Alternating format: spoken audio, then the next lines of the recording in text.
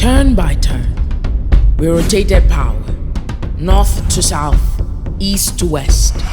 But we keep skipping the part where women get to lead. They say we're making progress, but in the rooms where the future is decided, half of us are missing. Democracy without her is a facade.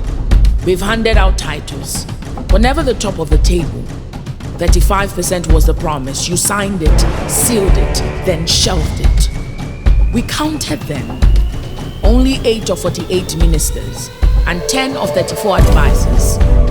The promise is a mirage. Still, women lead, with or without position, with or without permission.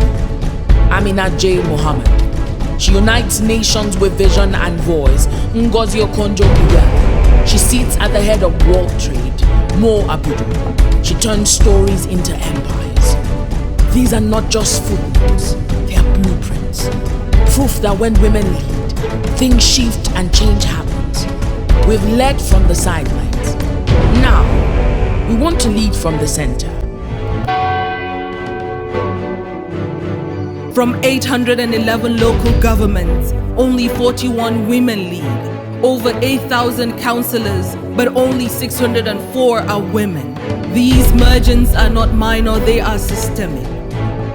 Imagine a country where policy carries a heartbeat, where the budget defends health, education, agriculture, rights, life, and dignity. This is not only about quotas. It is not a favor or a nice to have. This is the least we must do for our nation to fly with 2 wings.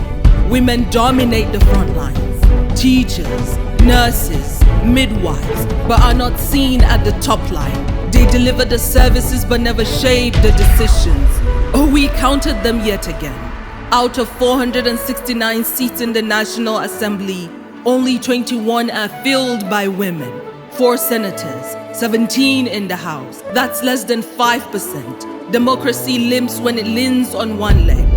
In boardrooms, classrooms, and courtrooms, women move but are always one seat away from the top.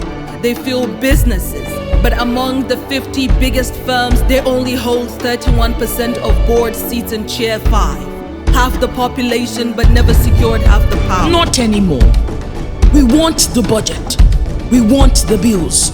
We want the ballot. This is not charity or sentiment. It is strategy and partnership. Some call it Emiloko, my turn. But this is bigger than one person's turn. It is about justice, fairness, and inclusion.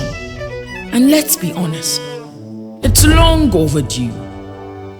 Nigeria cannot lead without her.